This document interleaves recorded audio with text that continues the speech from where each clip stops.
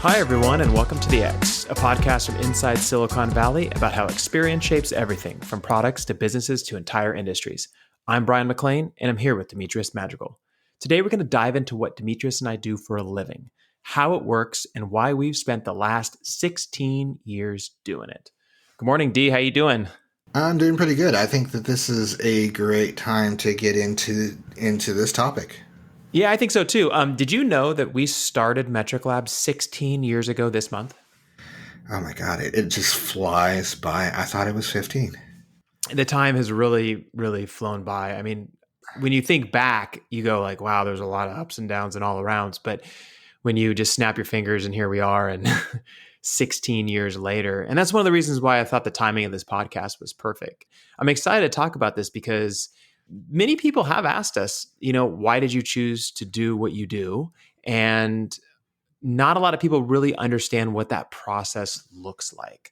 But before we jump into that, I'm curious, like when you were in college, undergrad, because you and I didn't meet until we were in graduate school together. But when you were in undergrad, is this something that you were interested in doing, or were you thinking about a completely different career? Oh man.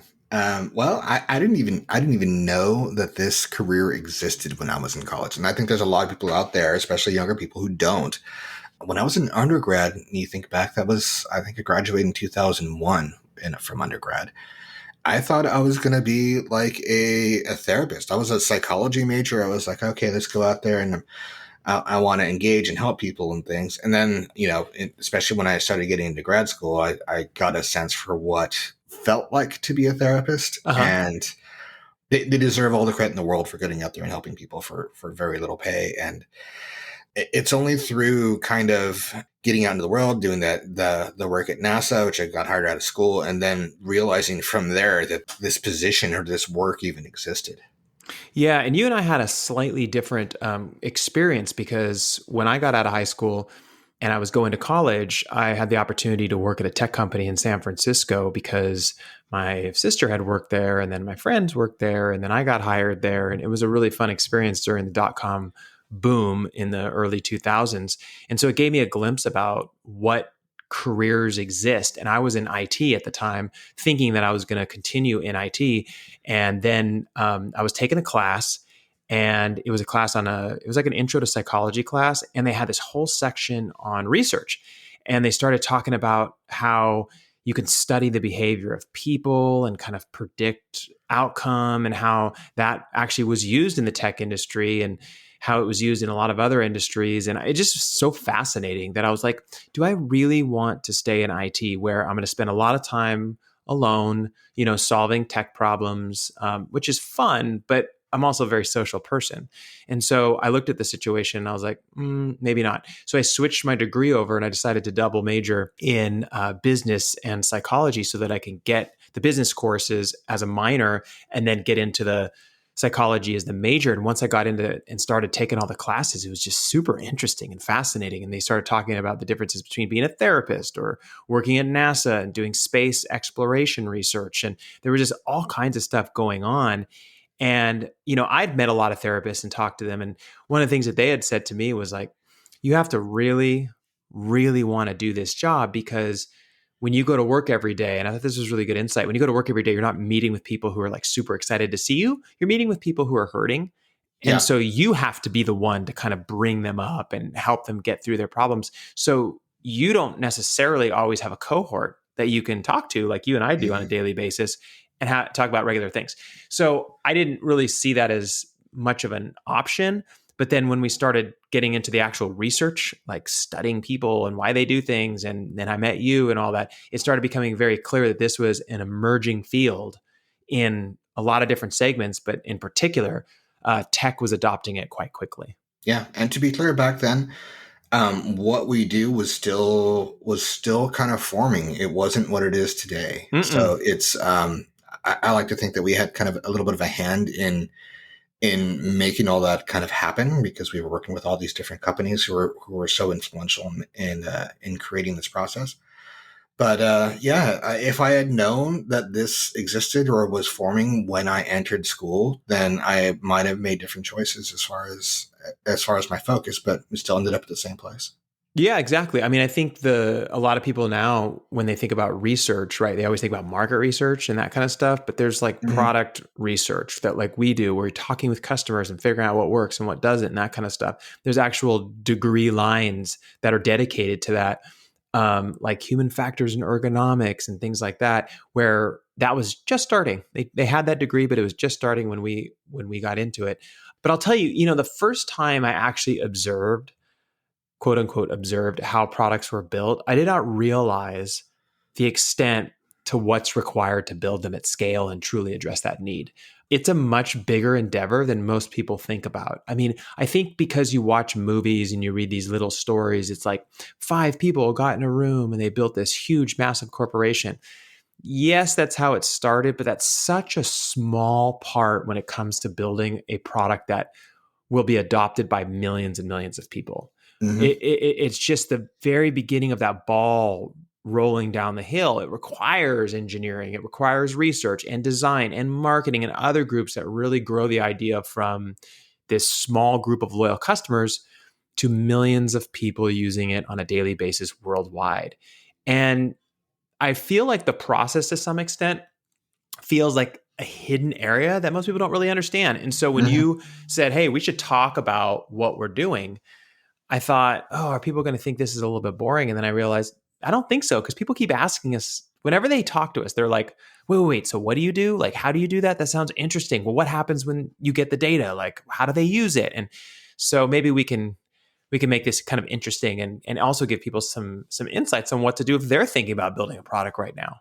Yeah, and to be perfectly clear, like the process that goes on in most of these major FAANG companies, like the Googles and the Amazons and the Netflix of the world, it's not the same process that companies outside of that group tend to follow, right? Even within the tech industry, even within like startups, for example, they're not using the same process, and part of that is because they're not fully aware of it to some extent. I think we've definitely worked with companies who are in the tech industry who are looking to kind of emulate those processes that companies like Google and Amazon are doing, and they they're still learning. They're learning from people like us how to do that, and that's part of the work that we do. Is more recently is a little bit more kind of mentoring and bringing that process to more different kinds of companies.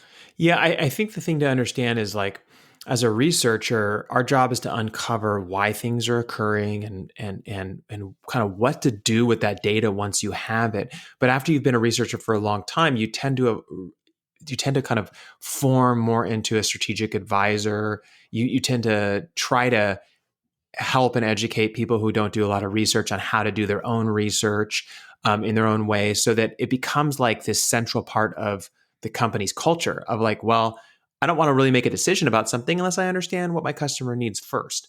I Hmm. don't have to design it exactly the way that they imagined it, but I should still fix or give them what they need.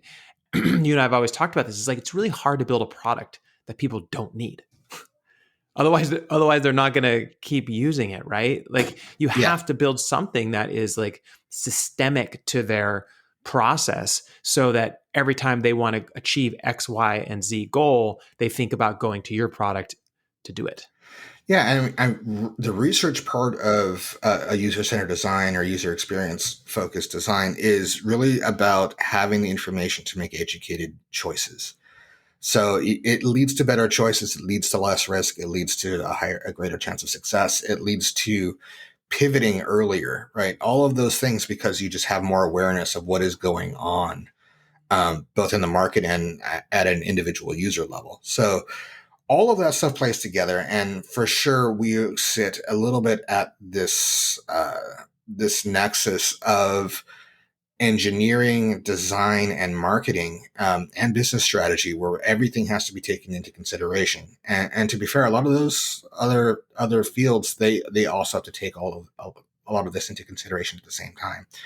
The entire process of product development is massively interdisciplinary, and there's so much that goes into it. It's hard to just describe it all. Well, let's talk about our process for a little bit. So let's say, Demetrius, you get a call from XYZ company and they say, "Hey, guess what? we're developing a new product. We think it has legs, and we haven't reached out to our customer base yet, but we know that we need to. What is the first thing you start thinking about when that conversation happens? Well, I would say first I want to know what they know and who they're targeting and what need that they are going after. So obviously, there's an old saying that if you don't know who your user is, then you don't have a user, right? So if you're trying to target everybody, you're targeting nobody. That's the first thing is, who is your user? There are certain types of research that we will tend to do.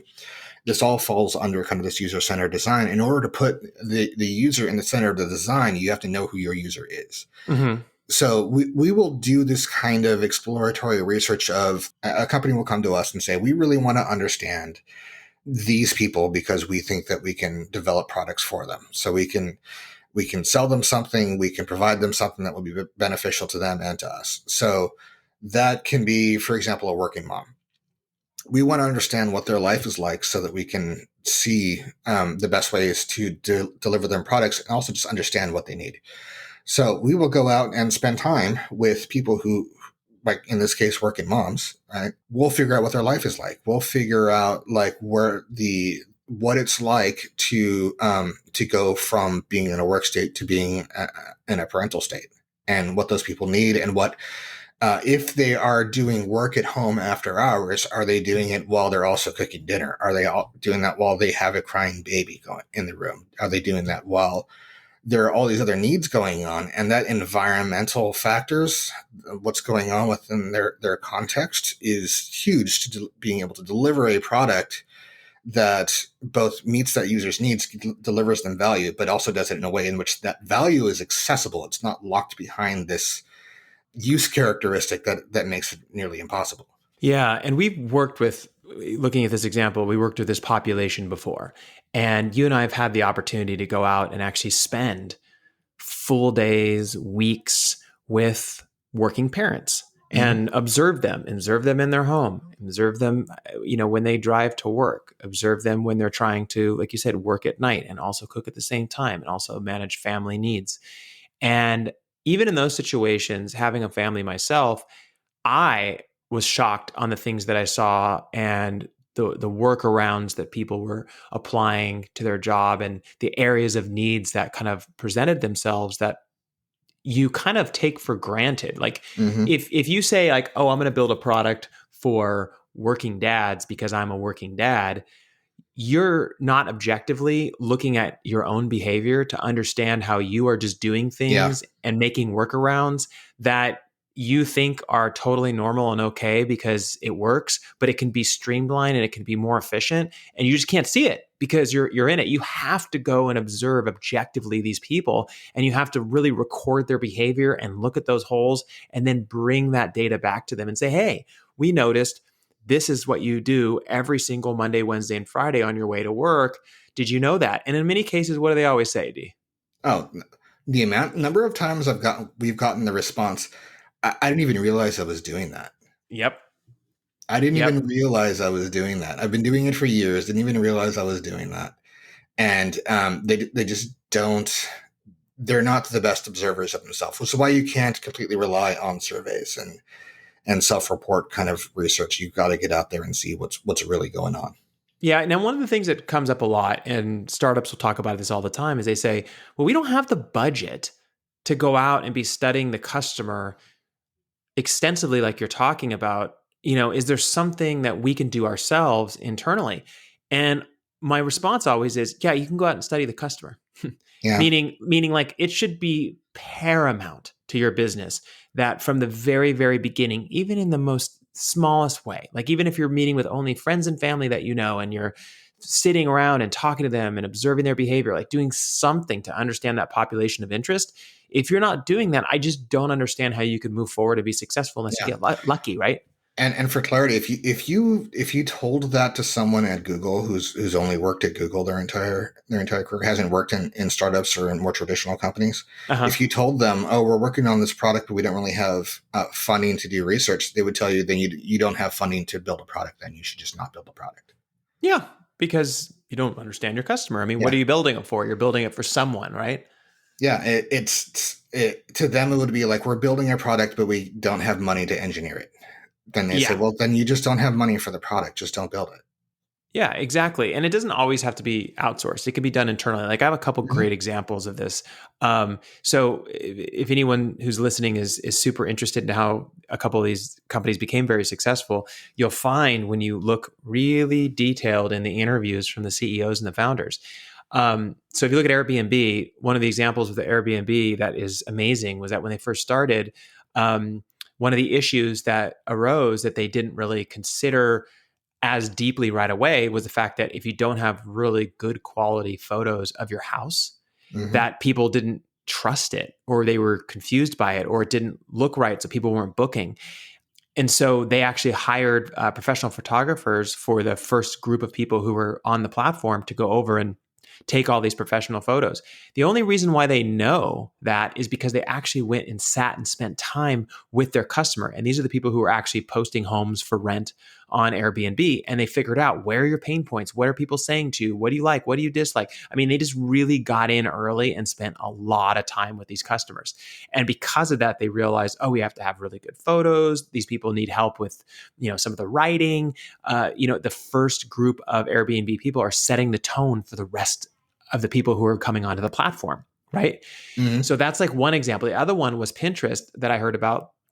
Is that the founder of Pinterest was in Palo Alto, and after they built their first prototype, he would go to coffee shops and he would literally walk up to people that he doesn't know at all, and he would sit next to them and say, "Hey, I have this new app I'm developing. Can you take a look at it for a minute?" And he would let them play with it and then give their feedback and comments, and then he'd change it and then go back to the coffee shops again and just keep going and sitting next to people. I mean, that's research.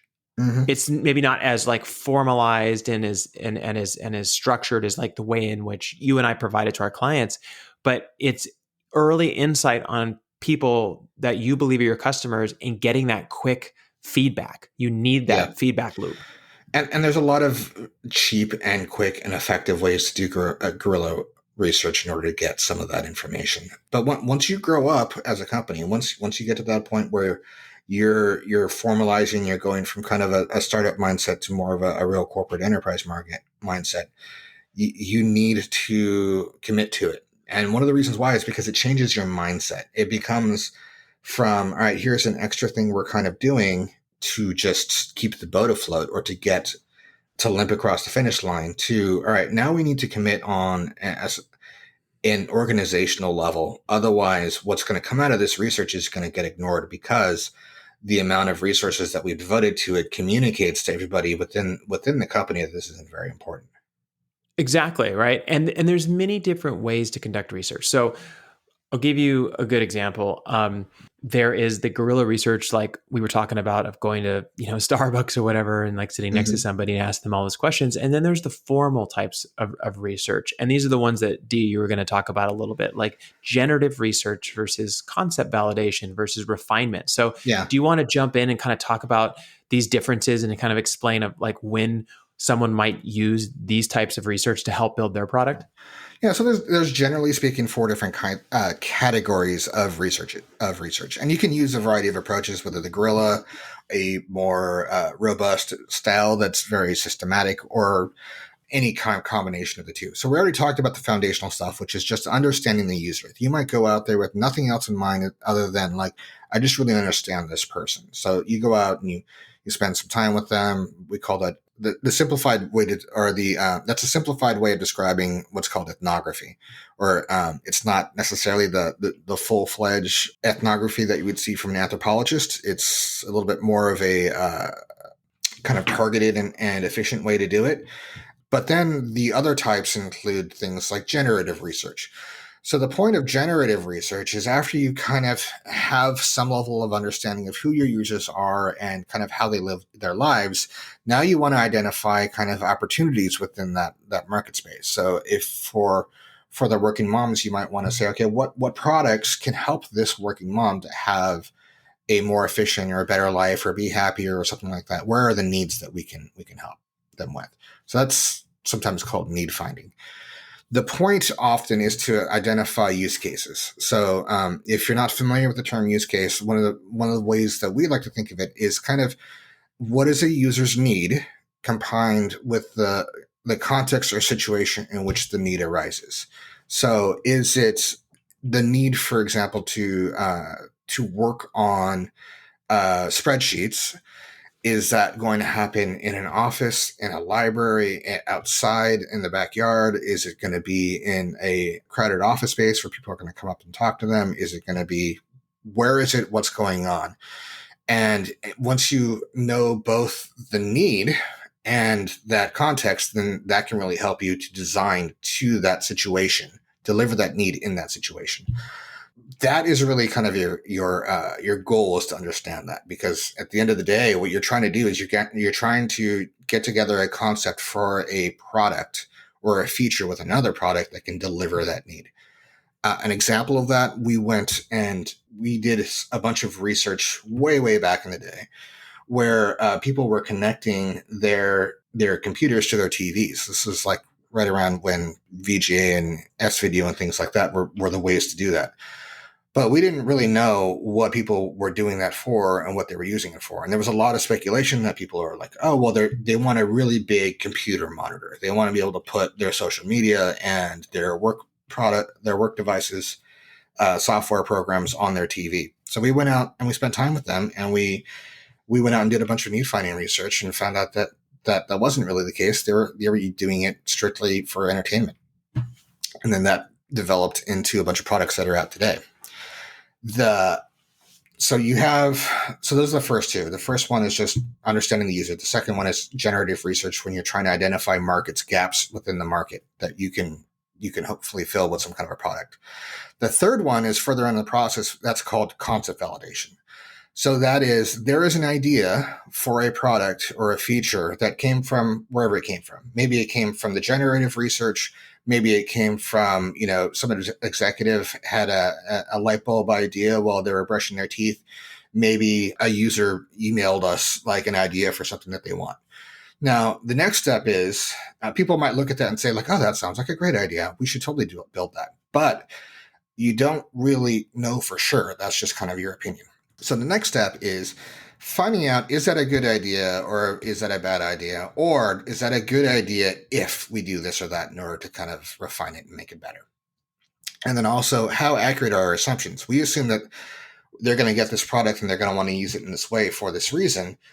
And maybe there are certain things about that assumption that's not right. Or, for example, this came up where we assume that this has huge value and people are willing to pay X amount of dollars for it. And then we get out and find out that it's a really good idea, but people aren't willing to spend money for it. They want to access it and they're willing to watch ads in order to access it. So that's something that we find out, is what is preferred for those users.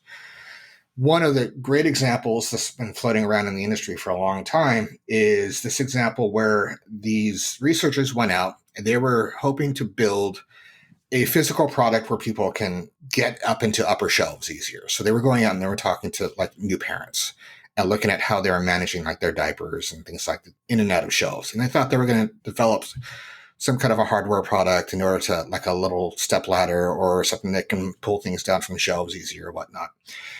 And after spending all this time with people, one of the things they realized was what they really needed to develop instead was a diaper service, where people can just use this diaper service in order to manage their diapers because they were so busy, because their context dictated how their needs should be met.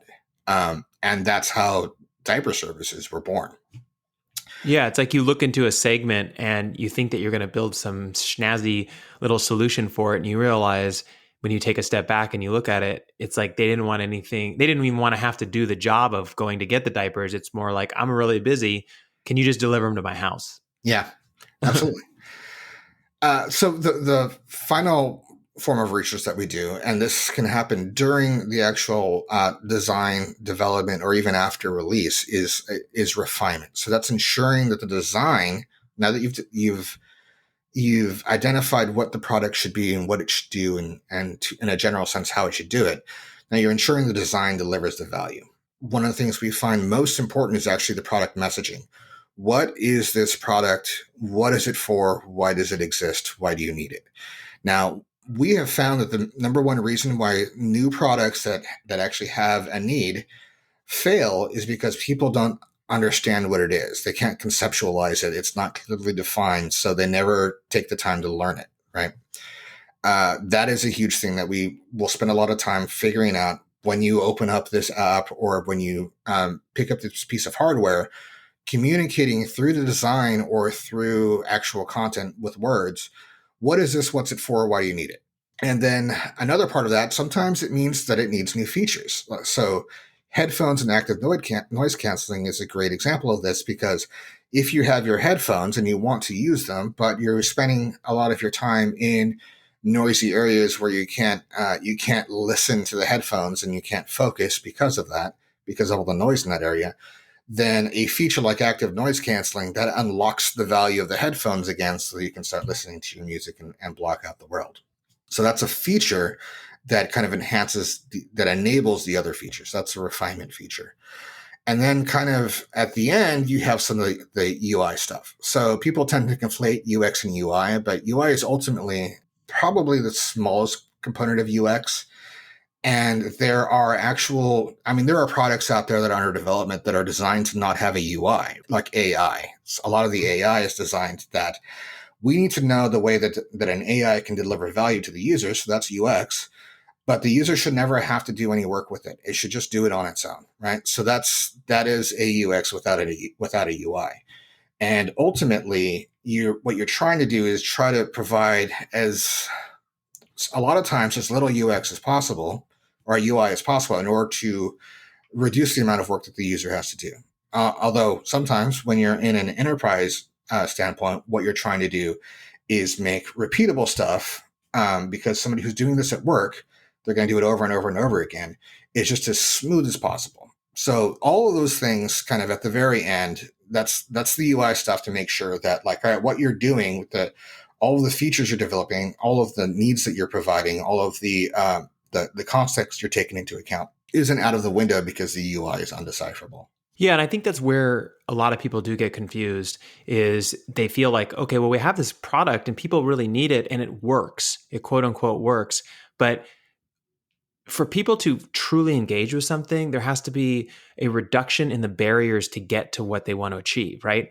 And Yeah. UI tends to be the thing that gets in the way, right? Like if you Mm-hmm. have a really good UI, people can kind of come into the system and just achieve their goal. If you have a difficult UI, they have to move around and then eventually they kind of abandon it. And I Yeah. would say that that's almost one of the most important aspects of user testing once you know that your product has been built, right? And it works and people love it, is to continuously refine the UI to reduce the barriers to success. And I guess the thing I would propose to you would be this question that we get a lot from smaller companies, which is like, if we're just starting out, we really believe we have a product that people like, we've talked to them and people really enjoy the prototype we created and we can see promise in it. What do we do next from a research perspective? Like, where should we put the small amount of money that we have to truly understand the customer's need? Well, I think the most important part of this process, a lot of times, I think, is the concept validation. Yeah. So that's understanding, is this a good idea? One of the biggest things we run across is that the idea that was developed within this company or was proposed from outside the company, whatever it is, whatever idea it is, tends to be like 80% there. And Mm-hmm. all it really needs is this one little adjustment to really make it hit home. Yeah. So we see this all the time where somebody releases something and it sounds like a good idea, but the implementation's not quite right. And then their version 2 is great, right? Yeah. That's because they're learning the lessons a little too late. And if they could have learned those lessons a little bit earlier, then their first release would have nailed it. So the stuff that comes out of some of the concept validation is like, I see what you're trying to do, but I feel like it should do this instead of that.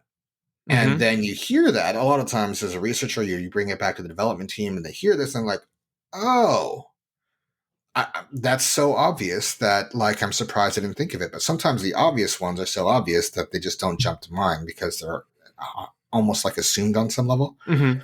But those are so valuable when a user will just come up with like, well, why don't you just do this? Some of the greatest values, some of the greatest products that we've ever worked on that were released, and some of them I guarantee you, we can't always talk about them because of the confidentiality. I guarantee you out there that you've used them. They came a lot of times because some user said, while we were talking to them and we were showing them our ideas and getting their feedback, they said, well, why don't you just do this instead? And it was just like, it was the magic right there. I love those moments when everybody looks at each other with like this perplexed look on their face, like, why Yeah. didn't we think about that? Because from the context, right, you might have been in a room with a bunch of other product developers trying to solve this problem. Like, well, how do we do this in a way that's like, it's not too much work, it's not too complex, it's not too expensive, and we can't figure it out. And then you go out and talk to users because you came up with some idea that's maybe a little bit too convoluted or doesn't or addresses something right next to the need adjacent, and they just come up with this idea off the top of their head that just solves the problem completely. Yeah, I actually have a real world example recently that came about where I saw the stark difference between one company whose focus is on UX and the other company. I don't know what their focus is, but the UI itself doesn't really address the need of the customer, in my opinion. It makes it really challenging to use. And I'll tell you what it was. So I tested out Coinbase, and where you go on and you buy cryptocurrencies and things like that. And I was listening to an interview with the CEO, Brian Armstrong, and he was saying that user experience is paramount to their business. And that was one of the key things from the beginning. Like, we wanted to make sure it was really easy for people to go in, make a purchase, sell, trade, that kind of stuff. Well, I decided to compare just on my own. I was like, I want to compare his platform to a couple other platforms that exist that are, growing and, people know about. And I went and I tried out a couple of them, and they were so difficult to use and understand. The things that they're actually doing are exactly the same. But on the competitive platform to Coinbase, they were actually using market related terms for everything.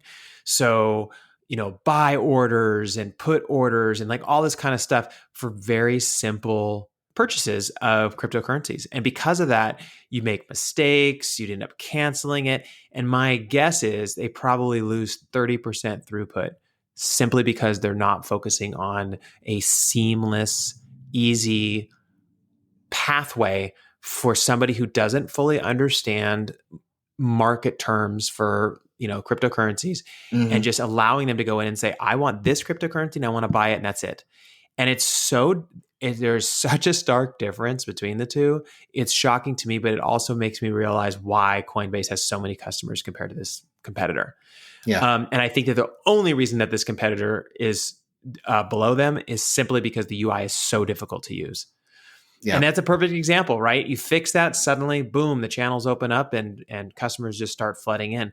But I have a different question to ask you, because I know we went in the weeds here and we talked about all these different areas and how research is conducted. And I think people probably have a pretty good understanding of like what we do and how there's different components and categories to conducting research so that you can make a great product. But it's been 16 years, Dee, not including your time at NASA, where you are out with customers and you're listening to them and you're writing reports and you're studying their behavior and you're thinking about what they do and why they do it. You're going to naturally have instincts, just like a dermatologist would when they see a mole and they haven't actually looked at it closely or did a sampling of it, right?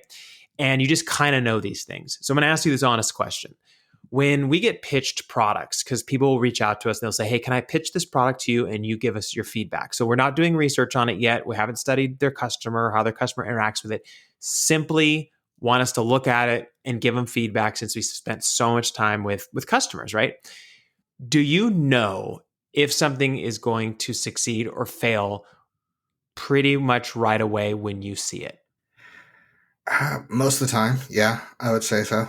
How is that I'd say possible? probably about 85% of the time, I know if a product is going to succeed or fail. Why? How is that possible? Because people want that knowledge of being able to say like, oh, this ain't going to work. We got to fix it, or we got to tune it. What are you seeing? What do you think you're seeing?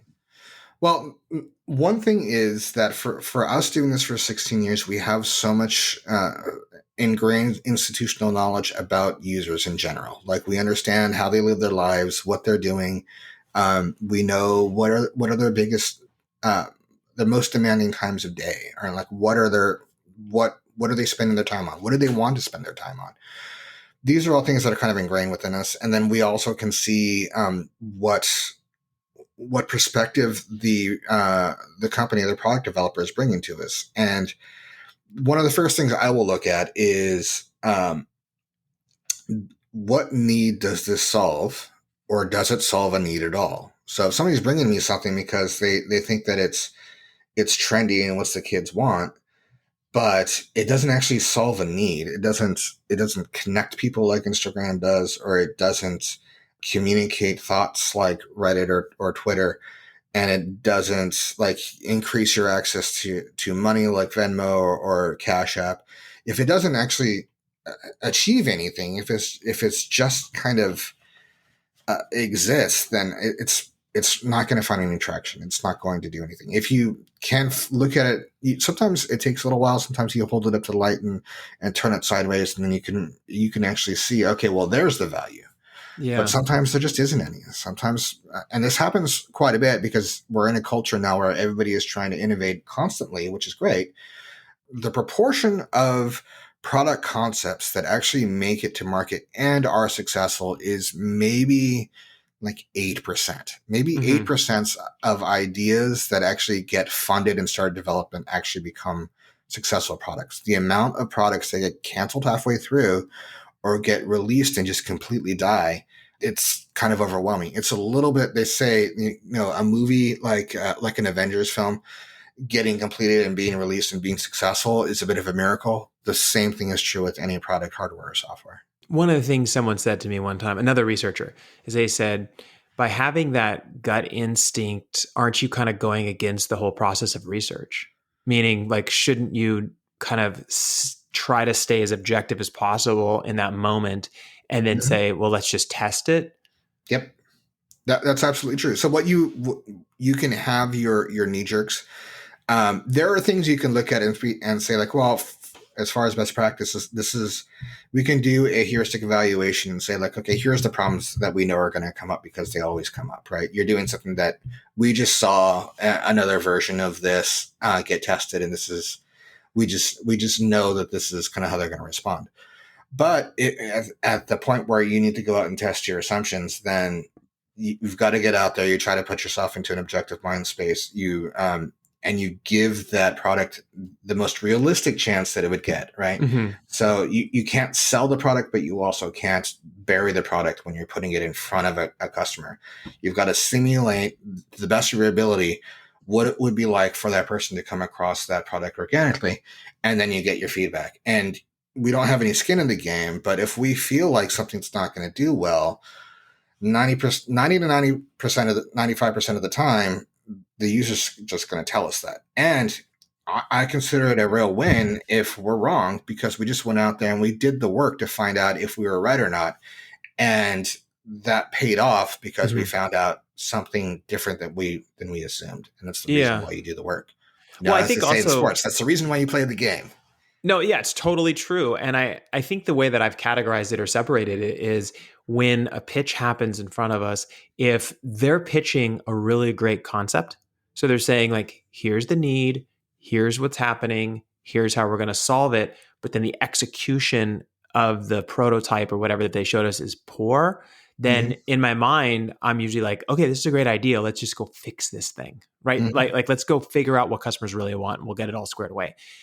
If the actual concept that they're pitching goes against the grain of everything I know over the last 16 years of how customers are acting within the market, Mm-hmm. that is when I usually tell them honestly, like, based on what kind of we feel that we see from customers, this doesn't seem to be going in that direction.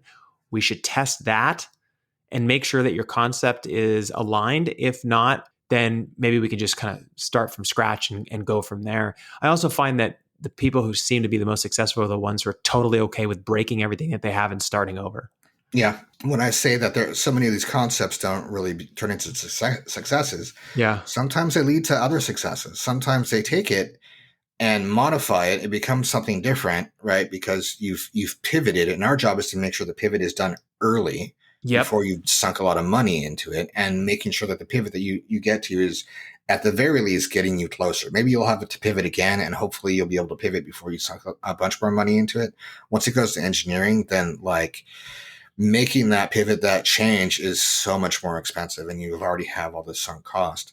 But our job a lot of times is figuring out, all right, what in what ways can this unsuccessful idea become a successful one?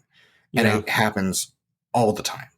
Yeah. When we think about what we've learned working with so many products over the years, one of the things that comes to mind is in the line of what you just said right there. I want to give this example because it was just such a big moment in my career. Is that you and I were sitting at the table presenting on a product that we had spent the last 3 weeks testing with customers, and we were so excited.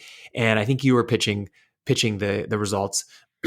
And basically, what happened was is that we had done a kind of an out of the box testing, which is really cool. You just take a product and you have a whole bunch of competitive products on the table, and customers are looking at them, giving their feedback. They're trying them out. We're asking them, which one do you want to keep? Where are the problems? Like, really good, fun study.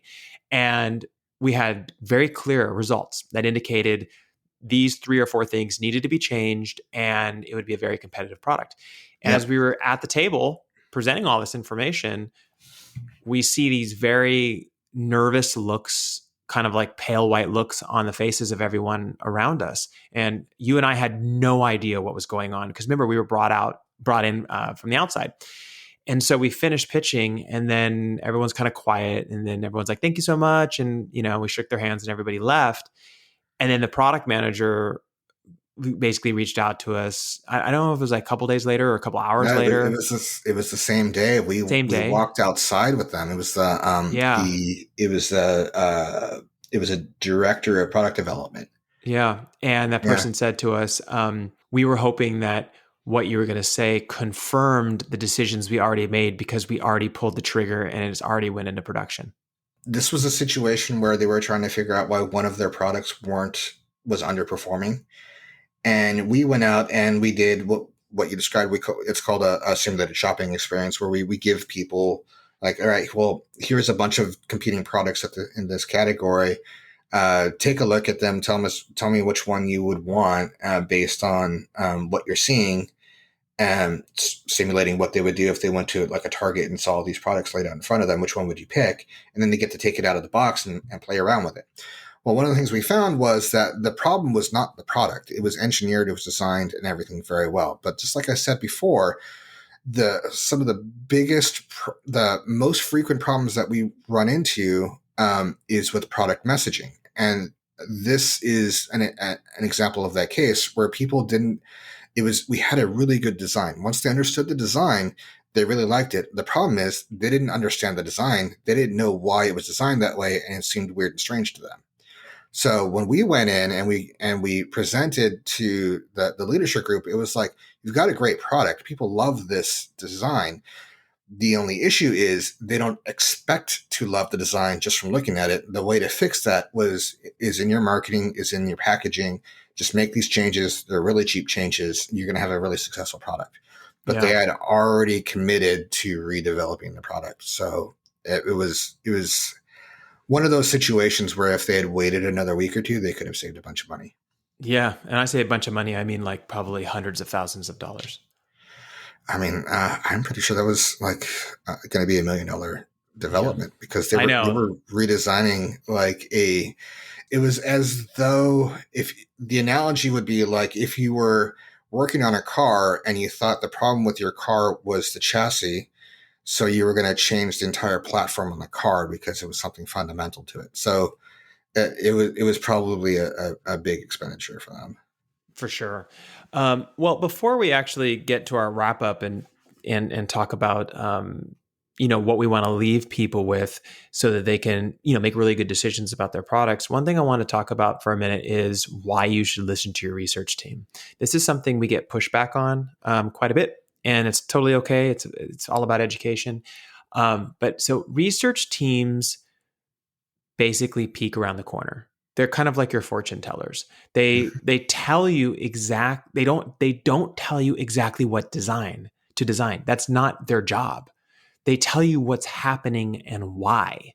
So they're isolating behavior and they're telling you this is occurring, this is why it's occurring, and this is what we think you should think about and what you should work on. But they're not telling you how to design it, because where we get a little bit of pushback, and it's not with like the big FAANG companies. I mean, this is all baked into their culture now. But with smaller companies, it's like, oh, well, remember that Simpson episodes where they let Homer Simpson design a car and he designed this terrible car? Well, that is not designed by user. What that is a parody on the idea that if you just let someone go in and design it without thinking through it, that this is what the outcome would be. What we're talking about is understanding what Homer's needs were and Yeah. letting you, as the expert engineers and designers, think about how to ensure that when you build it, it includes the needs of that customer. That's Yeah, it. and we'll do exercises like a collaborative design session where we have somebody come in and we'll talk to them and be like, all right, well, we're in this category. We're talking about this type of product. We want you to do is sitting with us, working with us. We want you to design that product. And just like it would be with Homer, if we were working with Homer when he's designing that car, it's not the design that he's making. It's the reasons why he's making those design decisions. Like, I am adding in, this moonroof for this reason. That reason why is what you're trying to get to, because you're going to take that back to a design team, and maybe you're on the design team. Plenty of researchers are also interaction designers. We've done plenty of interaction design ourselves. And we're going to deconstruct that reason why, and we're going to find a way that appropriately, aesthetically, very smoothly and cost effectively meets that need in a way that user can be happy. Yeah, exactly. Well, with that said, I think we should kind of do a little wrap up here. I know you had some last minute kind of insights that you wanted to pass on to our listeners. So why don't you jump in, D, with that? All right. Well, I think the most important thing is that user-centered design or user experience, kind of with the whole realm in which we work, is all about understanding the user and the relationship that user could have with a product or service. Now, that could be what is the product, what are the features, what does it do? It could also be what is the appropriate business strategy in order to monetize this product. Is this we're going to sell them a software download? Is this a hardware product? Sometimes it's not uncommon. Somebody will come in with a hardware product and it ends up coming out the other end on a software product, or vice versa. Sometimes it's a software product comes out the other end as a hardware product. All of that is kind of like whatever best suits the user in a way that we can actually meet their needs at a price point that's actually not going to put the company at a loss. Yeah. At the core of a lot of this is identifying use cases, and most of the work that people within a UX field is going to do is arriving at a feature set. The feature set is the fundamental of design, right? What are all the things that this thing does? That's the core of it. I believe Steve Jobs said something like that, right? Design is not how it looks, it's what it does. And things like UI and visual design, it's much further down the chain. And then for people like us who've been in the industry for so long, and so much of what we do is really product strategy, right? That's at a higher level than like, all right, what does this product do?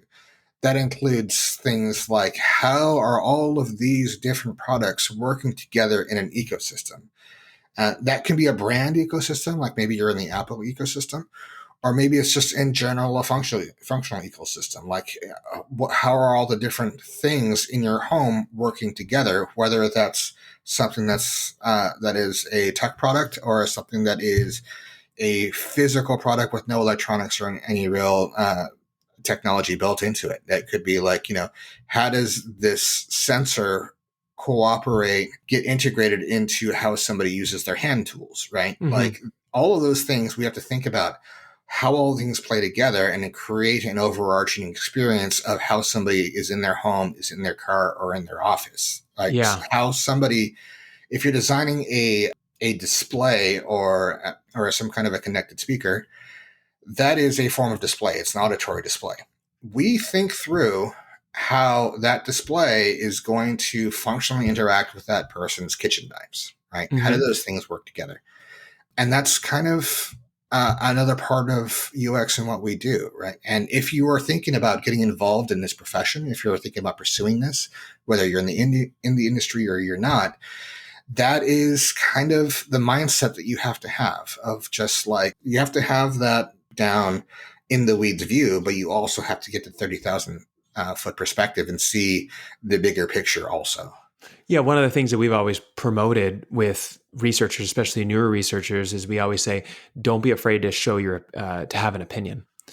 right? Because once you've spent time studying users and you have all this data and you present the data, well, what is the next phase of that? The next phase of that is giving your opinion. Here's what I think we should do based on Yep. this data, right? And as you elevate in your career, you're going to move into the point where you get into strategy and people at the C level are going to ask you, well, what should we do? Like, you know, this information now, you've seen what's happened, you've seen our product, what should we do? And that's a wonderful place to be because you get the opportunity to come in and say, this is how we think it should be implemented, and work with designers on doing that. And that's a really exciting part of the job. So with that said, Dee, thank you so much. This was a lot of fun today. For our listeners, we will be posting links to many of the sources that we referenced on Twitter. So you can find us, follow us on Twitter at the X Podcast One. That's the X Podcast and the number one. If you like this podcast and found it interesting or informative, it helps us a great deal if you subscribe, leave a review on whatever platform you use. Thanks again, everyone, and we will see you all next week.